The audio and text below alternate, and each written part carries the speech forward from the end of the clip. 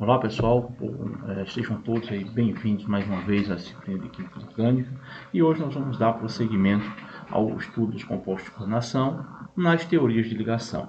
Na aula de hoje nós iremos abordar a teoria de ligação de valência, o que vocês já conhecem da química geral e da própria inorgânica que nós vimos. As ligações nos compostos de coordenação, basicamente, nós aplicamos três teorias. A teoria de ligação de valência, que é o tema da nossa aula de hoje, e essa teoria ela explica bem o paramagnetismo e o diamagnetismo dos compostos de coordenação, isso baseado na sua geometria e com conhecimento prévio do composto a ser estudado.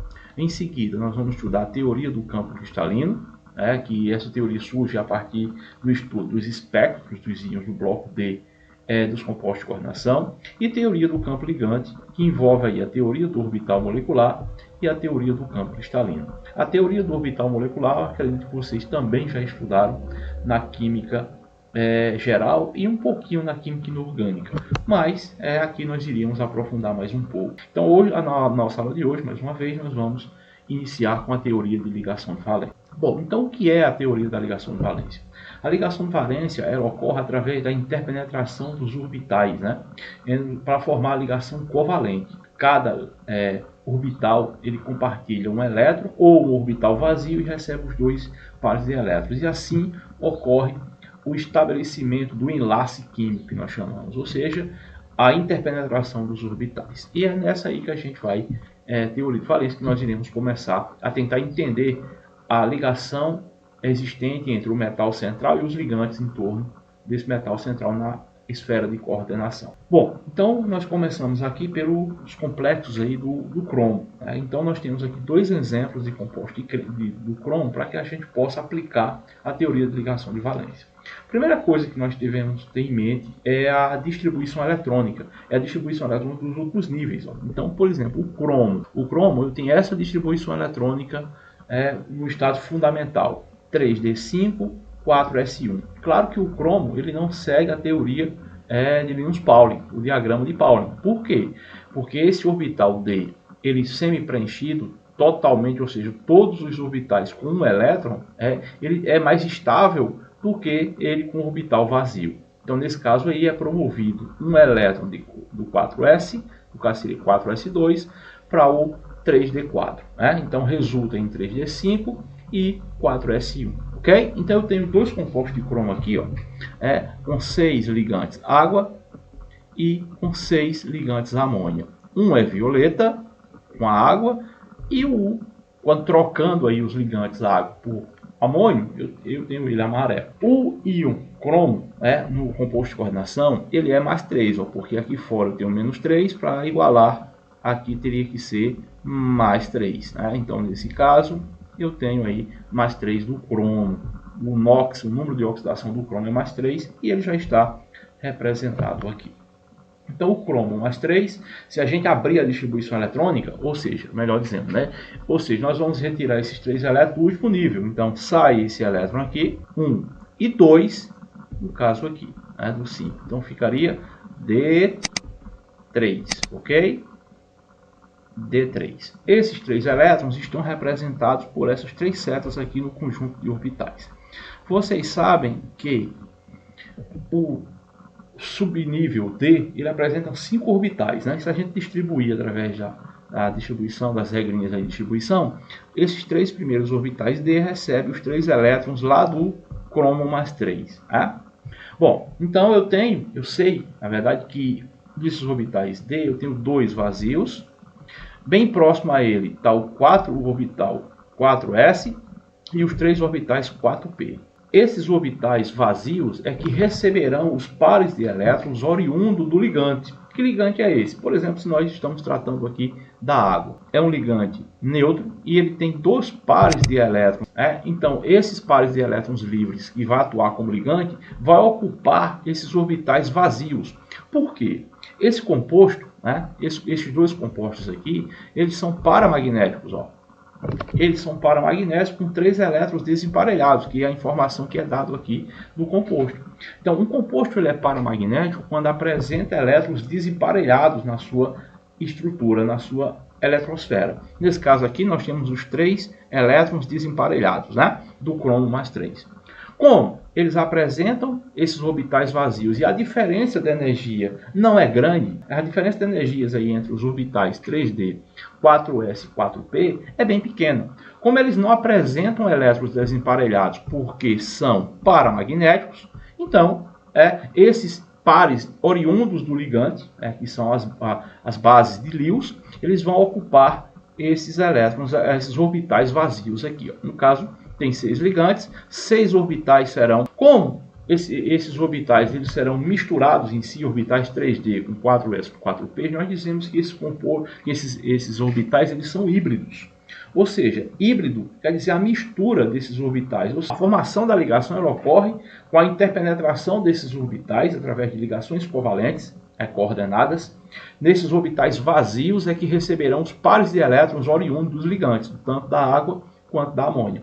Então, nesse caso, eu tenho um híbrido, ou seja, um conjunto de orbitais, uma mistura de orbitais aí para formar a ligação.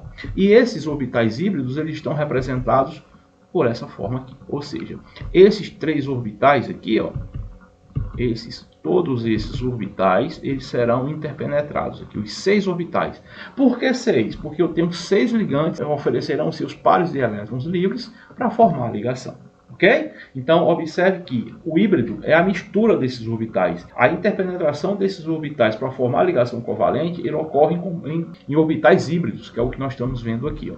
Ou seja, então, esses 6 orbitais aqui, 2 orbitais 3D, 1 orbital S e 3 orbitais P, eles se juntarão para formar as 6 ligações, conectadas ao metal central, e nós chamamos que esses orbitais eles são híbridos, ocorre interpenetração desses orbitais com a mesma energia. Esses orbitais híbridos eles são uma mistura desses 3 tipos de orbitais, né? No caso, os 2 orbitais D, 1 orbital 4s e 3 orbitais P. Ok? Então aqui estão representados os pares de elétrons oriundos aí, no caso do ligante água, por exemplo, da água, se for o caso aqui, tanto a água quanto o da amônia, ok? Então, esses 6 orbitais aqui, eles são degenerados, que isso quer dizer, apresentam a mesma energia. E nós dizemos que eles são híbridos, ó. Esses orbitais eles são híbridos, porque híbrido é justamente formado a partir desses 3 tipos de orbitais diferentes. 2 orbitais D, 1 orbital S e 3 orbitais P.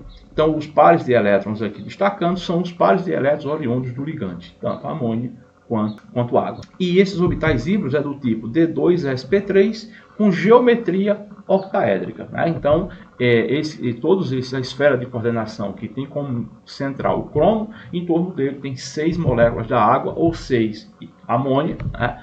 Conectados ao metal central através por esses orbitais aqui, ó, vazios, oriundos do metal central. Por isso que uma das características dos compostos de coordenação é a disponibilidade de orbitais do tipo D. Para quê? Para que ocorra a ligação ácido-base de Lewis. Ou seja, esses orbitais vazios, que agora são híbridos, 2 orbitais D, 1 orbital S e 3 orbitais P, que é o que estamos vendo aqui, cuja hibridização é 2D2sp3, eles receberão os pares de elétrons oriundos dos ligantes. Então, cada ligante tem um par de elétron disponível, que é a base de Lewis, será recepcionado por esses orbitais aqui vazios do ácido de Lewis, ou seja, do cromo mais 3, ok? Bom, aqui eu tenho mais 2 exemplos, né? Um complexo de ferro. Eu tenho o ferro aqui com ligante água e o ferro com ligante cianeto para formar a esfera de coordenação. O primeiro, ele é verde e aí os dados experimentais, as características do composto era paramagnético, e nós dizemos também que ele é spin alto. Daqui a pouco nós vamos ver o que é esse spin alto. Com o ligante cianeto, eu tenho ele na cor amarela, ele é diamagnético e spin baixo. A sua distribuição eletrônica no estado fundamental é 3d6, 4s2. Como o ferro, nesse caso aqui, ele tem NOx, ó, mais 2, tanto no ferro com ligante água quanto no ferro com ligante cianeto, também é mais 2. Então, nesse caso, esses 2 elétrons aqui, eles serão retirados aí. Eles perdem sempre os elétrons, sempre do último nível. Então, no caso aí, 4s2. Né? Então, restando aí 6 elétrons e orbitais D. Se a gente abrir a distribuição eletrônica aqui do ferro em orbitais, né, nas caixinhas dos orbitais, eu tenho o subnível D com 5 orbitais e a sua distribuição eletrônica, no caso os 6 elétrons aqui. Então, eu tenho apenas um orbital totalmente preenchido, né, e 4 orbitais do subnível D semi-preenchido. Bem próximo a ele, com energia bem próxima, eu tenho um subnível, o subnível S com um orbital e o subnível P, 4P, com 3 orbitais. Então, esses orbitais aí, eles irão se interpenetrar juntamente com o 4D. Ou seja, no quarto nível, nós vamos usar os orbitais desses 3 subníveis, 4S, 4P e 4D. Por quê? Porque esse primeiro composto aqui, ele é paramagnético. Então, o que é um composto paramagnético? É um composto em que apresenta pares de elétrons livres, lá no caso na sua distribuição eletrônica, na sua eletrosfera. Então, a distribuição dos elétrons nas caixas subníveis orbitais D, para que ocorra a ligação, vai vir a água, como foi falado aí no exemplo anterior. Existem 2 pares de elétrons livres. Esses 2 pares de elétrons livres aqui vai ocupar os orbitais híbridos, no caso. Como ele é paramagnético, então ele apresenta elétrons desemparelhados. Quantos elétrons desemparelhados? Total, 4. Esses 4 elétrons aqui estão desemparelhados e permanecerão desemparelhados. Por quê? Porque uma característica do composto, ele é paramagnético, ou seja, ele apresenta elétrons desemparelhados na sua eletrosfera. Bom, como se precisa se ligar, precisa fazer 6 ligações, esses 6 orbitais aqui serão hibridizados, ou seja, possuirão a partir de então a mesma energia. Um orbital 4s, 3 orbitais 4p e 2 orbitais 4d. Então, esses agora se misturarão, formarão orbitais híbridos do tipo sp3d2, ou seja, um orbital s, 3 orbitais p, 2 orbitais d, aonde receberão os pares de elétrons oriundos do ligante, no caso aí a água, pelo fato de ele ser paramagnético. Quando ocorre essa interpenetração dos orbitais, a sua geometria passa a ser do composto octaédrica, ou seja, no centro do octaedro existe o ferro, ligando-se a esse metal central, existe 6 ligantes, onde o ângulo de ligação entre eles é 90 graus. Então, a geometria que melhor representa, que melhor dá estabilidade maior ao composto é um octaedro perfeito, ou seja, com todos os comprimentos de ligações iguais e o ângulo aí de 90 graus. Ok? O outro composto é o ferro. O ferro agora como cianeto. Se a gente abrir a distribuição eletrônica, também ele vai ter 3d6, ou seja, 6 elétrons no subnível D. Porém, uma informação experimental do composto é que ele é diamagnético. Ele é diamagnético. O que isso quer dizer? Ele não possui elétrons desemparelhados na sua eletrosfera. Ou seja, se colocar esse composto diante da balança de Gauss, lembra lá que é uma atração, um campo forte eletromagnético, ele não será atraído por esse composto, enquanto que o composto de ferro aquoso, ele é atraído por essa balança pelo fato de ele ser paramagnético. Ok? Então, como ele é uma característica experimental diamagnético, então irá emparelhar esses elétrons. Esse elétron aqui vem para cá, esse segundo elétron vem para cá. Logo, esses 2 orbitais ficariam vazios, estão vazios, os quais irão ser utilizados para formar a ligação covalente aí do ligante cianeto. Então, esse híbrido agora seria esses 2 orbitais D vazios, mais um orbital S, mais, no caso aí, 3 orbitais P. Nesse caso, eu teria uma nova distribuição eletrônica, ou seja, a geometria continua como octaédrica, no entanto, a hibridização desses orbitais seria D2, sp3, ou seja, 2 orbitais D, no qual, como o composto é diamagnético, como eu expliquei, ele não possui elétrons desemparelhados, então esses elétrons seriam promovidos para os orbitais para ficarem pares, como é o caso aqui, eu tenho 3 pares, esses 3 pares é do próprio ferro. Logo sobra 2 orbitais vazios D, que é esses 2 aqui, D2, um orbital P, um subnível, um orbital S, perdão, e 3 orbitais p. Então, formando aí os 6 orbitais híbridos D2sp3, ok? Então, lembre-se sempre que essa ligação, essa teoria da ligação de valência, ela tem muitas limitações, né? Ela foi uma das primeiras teorias a ser aplicada para entender a ligação dos compostos de coordenação. Porém, ela tem muitas limitações. Ela não explica, por exemplo, as cores dos compostos de coordenação, como é o caso aqui, ó, verde e amarelo. Não se explica, né? Ele o único que dá para explicar mais ou menos é o paramagnetismo e o diamagnetismo dos compostos de coordenação, baseado na sua geometria, né? Outra característica que dá para a gente dizer é que ele pode ser de spin alto e spin baixo. O que seria spin alto? Que isso virá com as outras teorias aí do campo cristalino, que nós veremos um pouquinho na frente. O spin alto é aquele em que a maior quantidade de elétrons está desemparelhados, como é o caso aqui, ó, do ligante que tem o ferro, ou tem a água como ligante. Está vendo que eu tenho 4 elétrons desemparelhados? Esse composto aí é de spin alto. Quando é o composto de spin baixo? Um spin baixo é que tem o mínimo, o máximo de orbitais totalmente preenchidos, ó, que é o caso aqui. Está vendo? Aqui no ligante como ferro, eu tenho, no caso aí, todos os orbitais aí preenchidos, né? Ou seja, o spin nesse caso aí é spin baixo. Bom, aqui eu tenho mais um resumo disso que nós estamos falando. Ou seja, para os compostos de coordenação que terão configuração D4, D5, D6 e D7, esses compostos eles podem ser, né? Isso octaédricos, tá? Os compostos octaédricos, geometria octaédrica. Alguns elétrons desemparelhados e ligação do tipo D2sp3. Então eu tenho que o seguinte, o spin é alto. Então, quando é que ocorre o spin alto? É quando há um mínimo de emparelhamento dos elétrons orbitais no átomo metálico. Ou seja, o spin é alto quando eu tenho o máximo de orbitais semi-preenchidos. Então, eu tenho aí, digo que o spin desses compostos seria alto.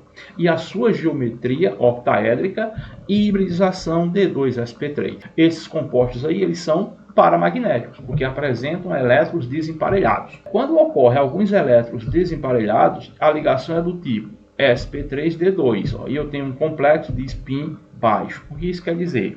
O número de elétrons emparelhados nos orbitais do átomo metálico é maior do que o número do íon complexo, que é spin alto. Ou seja, quando o spin é baixo, eu tenho um mínimo, eu tenho o máximo de orbitais completamente cheios, ou seja, emparelhados, né? E o mínimo de orbitais semi-preenchidos. Então eu tenho o spin baixo e o composto ele é diamagnético, ou seja, ele não apresenta elétrons desemparelhados. Já para configurações aí que terminam em D8 e D9, os complexos octaédricos sempre terão spin alto, ou seja, eles apresentam paramagnetismo, né? E hibridização do tipo sp3d2, que é o caso lá do nosso primeiro exemplo. Bom, aqui eu tenho alguns exemplos para que a gente possa aplicar isso, né? Então, ó, o primeiro um exemplo eu tenho o cobalto, ele tem complexo de spin alto e spin baixo. O que vai determinar isso é experimental, né? A TLV ele não consegue nem prever o paramagnetismo e o diamagnetismo, mas no entanto ele explica essas características do composto, né? A maioria é de spin alto, como é o caso aqui do cobalto, que é rosa. Alguns são de spin baixo, como o cobalto com amônia, com o íon amônio aí, com os ligantes a amônio. Ele quer saber, descreva a ligação desses dois íons mediante aí a teoria da ligação de valência. E em seguida ele quer saber quantos elétrons desemparelhados há em cada íon. Se poderia pedir aqui também para vocês para calculasse aí o magnéton de Bohr, que é aquele raiz quadrada de N vezes N mais 2, onde esse N é o número de elétrons desemparelhados, ok? Bom, então lembrando aí, os compostos eles podem ser paramagnéticos e diamagnéticos. Paramagnéticos apresentam elétrons desemparelhados. Diamagnéticos não possuem elétrons desemparelhados. Esses compostos diamagnéticos eles são de spin alto, enquanto que os diamagnéticos eles são spin baixo. O que isso quer dizer? O spin baixo é aquele em que a maioria dos orbitais, ou seja, ele não possui orbitais semi-preenchidos, enquanto que os compostos de spin alto eles apresentam elétrons desemparelhados. Então, vejamos aqui para o primeiro composto, aí, no caso o cobalto como metal central e o ligante amônia. Ele já diz, ele dá uma informação que esse composto é de spin baixo. Ou seja, se ele é de spin baixo, ele é diamagnético. O que isso quer dizer? Ele não possui elétrons desemparelhados. Bom, o cobalto eu tenho como número de oxidação aqui mais 3. O cobalto aqui ele tem número de oxidação mais 3. Então, se a gente abrir a distribuição eletrônica no estado fundamental, né, ele vai perder esses dois elétrons aqui, né, do 4s. Ele vai perder, né, ele vai perder um desse aqui também. No estado fundamental, né? Ou seja, o número de oxidação do cobalto é mais 3, certo? Bom, como ele diz que ele é spin baixo ou diamagnético, esse elétron aqui ele será emparelhado no orbital D, tornando esses dois orbitais aqui vazios, que serão ocupados, né, por ligante vindo aí, né, da ligação ácido-base de Lewis, ou seja, do ligante, no caso aí amônio.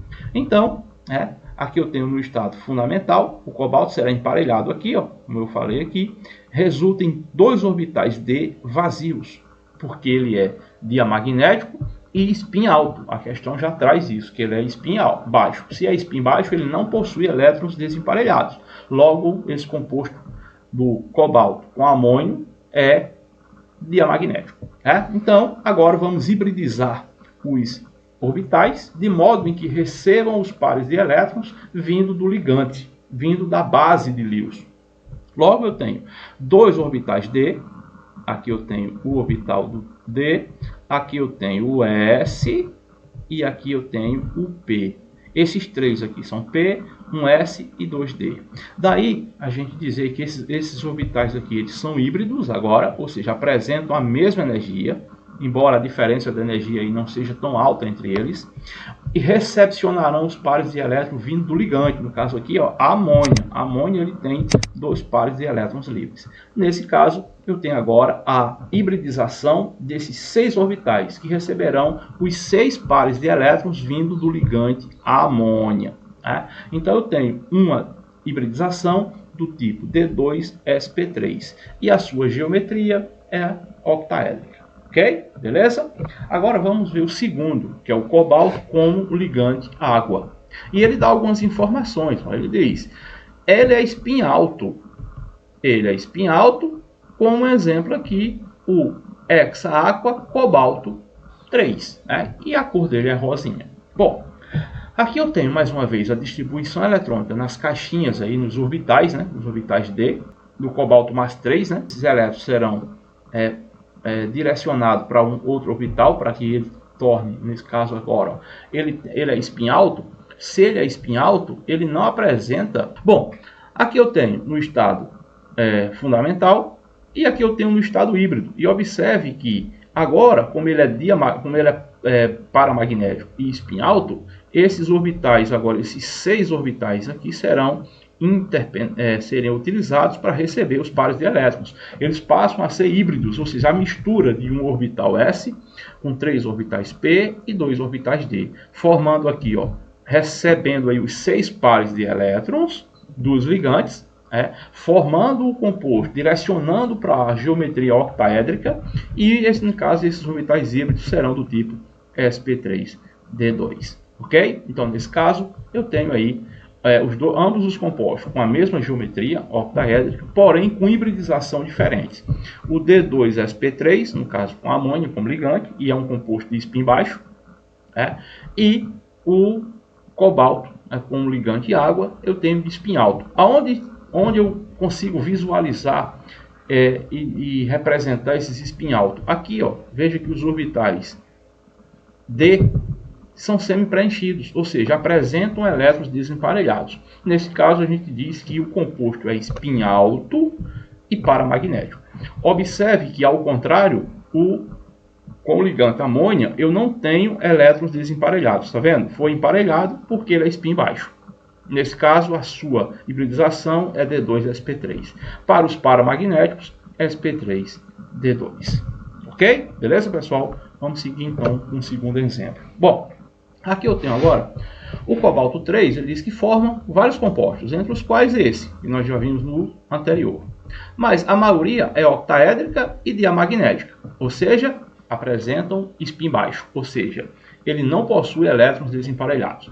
O complexo, agora com flu, o hexafluoro cobaltato 3, ele é paramagnético. O que isso quer dizer? Ele possui elétrons desemparelhados. Então ele quer dizer, ele diz o seguinte agora: descreva aí as ligações nesses dois íons, usando aí a teoria da ligação de valência. Bom, aqui eu tenho a distribuição eletrônica do íon cobalto mais 3, que tem um número atômico de 27, né? Então ele perde 3 elétrons, fica apenas com 24 elétrons na sua distribuição. Tá? Aqui eu tenho a distribuição dos elétrons nas caixinhas aí dos orbitais, que representam os orbitais, isso no estado fundamental ionizado, ou seja, ele já perdeu os elétrons aqui em 4s. Está vendo que o 4s2 aqui ele já perdeu? Redistribuir, ou seja, os pares de elétrons que está vindo do flúor para formar a ligação covalente, ocupar esses orbitais vazios. Por quê? Porque ele diz que ele é paramagnético. Se ele é paramagnético, esse composto aqui ele é spin alto. Ele é spin alto, ele possui elétrons desemparelhados, e eles estão exatamente aqui, ó. Ok? Então, os orbitais híbridos serão a mistura dos 6 orbitais que receberão aqui os pares de elétrons. Ou seja, um orbital S, 3 orbitais P e 2 orbitais D, nos quais estão vazios e receberão os pares de elétrons vindo do ligante. Então, nesse caso, forma a ligação covalente coordenada, onde o metal central recebe os 6 ligantes, disponibilizando para que ocorra a ligação os orbitais vazios. Lembre-se que na teoria da ligação de valência, vocês estudaram que ocorre a interpenetração desses orbitais, né, onde cada um dos elementos que se ligarão participarão com um elétron. Esses pares de elétrons, esses elétrons vindo desses orbitais se interpenetrarão e formarão a ligação covalente. Nos compostos de coordenação, esses orbitais eles estão vazios e o metal central ele não participa com nenhum elétron. Isso não significa dizer que a ligação não seja feita entre ele e o ligante. Essa ligação não há diferença nenhuma para aquela a ligação covalente normal, onde cada átomo contribui com um elétron, esses orbitais se interpenetrarão e formarão a ligação covalente. Essa daqui também ocorre a ligação covalente ou seja, através do compartilhamento do par de elétrons. Só que o metal central, nessa formação, ele não contribui com nenhum elétron. Os 2 elétrons virão do metal central e ocuparão, no caso aqui, os orbitais vazios do metal central, no caso aí o cobalto mais 3. Bom, uma vez os elétrons ocupados, aí, mas professor, esses pares de elétrons vêm de onde? Vem do ligante, no caso aqui, do flúor. Né? O flúor, existe pares de elétrons livres que ocuparão esses orbitais vazios e estabelecerão as 6 ligações covalentes coordenadas que nós chamamos. A geometria do composto está aqui representada, é um octaedro, tá vendo?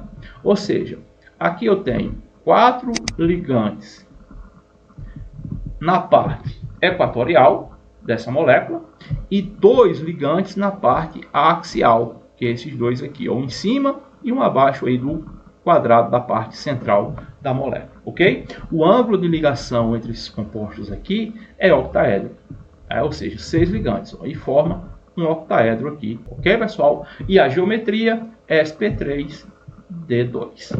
Espero que tenha ficado claro. Agora nós vamos passar para os complexos tetraédricos e quadrado planares, né? Ou seja, esses compostos ele possuem hibridização do tipo sp3, se ele tiver uma geometria tetraédrica, e dsp2 se for um quadrado planar. O que é um quadrado planar? O quadrado planar é o metal central. Deixa eu voltar aqui só um pouquinho e utilizar aqui. O quadrado planar ele não possui esses dois aqui ligantes na parte axial. Ele só possui essa parte central aqui. É o que a gente chama de quadrado planar. Bom, então eu tenho um exemplo aqui para a gente dizer que é o complexo de níquel, né? Ou seja, é o tetraciano niquelato, no caso aí 2, ou seja, o número de oxidação desse metal é 2. A distribuição eletrônica desse íon, no caso do caixo em níquel mais 2, eu tenho 3D no caso aqui, ó, 6, 8, né? E os demais orbitais vazios, do nível 4, né? Estão vazios, mas a diferença de energia, como eu falei, não é tão grande. Eu digo também, esse composto, ele é diamagnético. Então, se ele é diamagnético, ele não possui elétrons desemparelhados. Então, se tiver elétrons desemparelhados, a gente vai ter que emparelhar, para que atenda à teoria. E spin baixo, né? A gente sabe que o composto diamagnético, ele é spin baixo.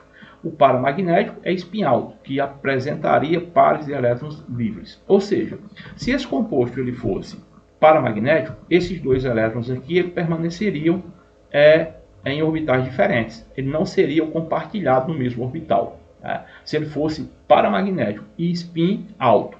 Como ele é spin baixo e diamagnético, né? Então a gente vai ter que emparelhar. Né? Nesse caso aqui, esse elétronzinho no orbital D vai ser promovido para o orbital D semi-preenchido. Agora, ó, vejam que antes eu tinha 3 orbitais aqui totalmente preenchidos. Agora eu tenho 4. Esse quarto surgiu de onde? Surgiu da interpenetração, surgiu da promoção desse elétron aqui, ó, para cá. E veja que agora, o orbital D, ficou vazio aqui, ó. Esse orbital é esse aqui. Então ficaria assim, né, ó. Esse aqui tivesse vazio, 4 orbitais aqui, ó. Ok? Porque eu tenho 4 ligantes cianeto. Tá? Então os pares de elétrons virão agora do cianeto. Né? Esses 4 pares aqui são os elétrons oriundos do ligante cianeto, que ocupam os orbitais vazios do metal central. Quanto agora? 4. Quais são os orbitais híbridos?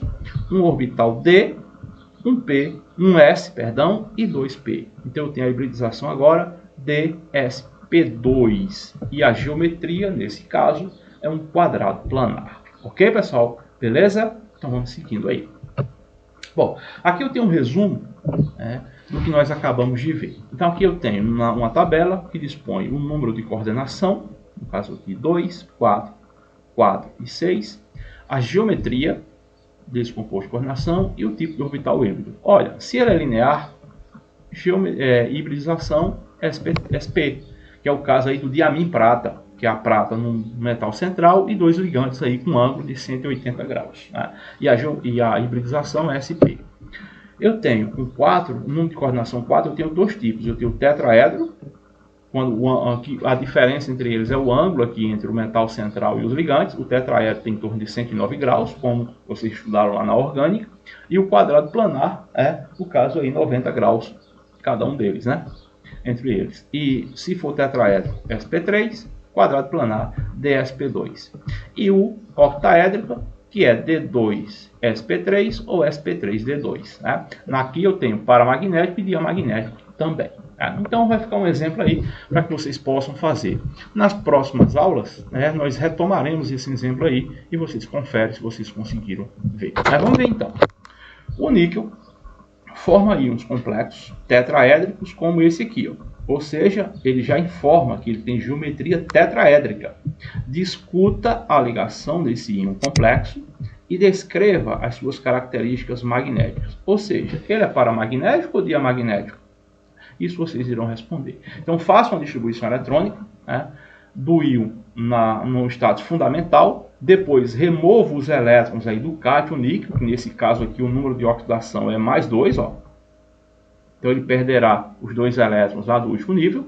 Distribuam os elétrons nas caixinhas de orbitais D, né, primeiro, e utilizem os orbitais do subnível 4s, 4p e 4d, se for o caso. Nesse caso aí acredito que não precise, porque ele é tetraédrico, ele só tem 2 orbitais, a mistura de 2 tipos de orbitais, o S, um orbital S e 3 orbitais P. Ok? Então, por hoje é só, pessoal. Espero que vocês tenham entendido. Um forte abraço e até a próxima.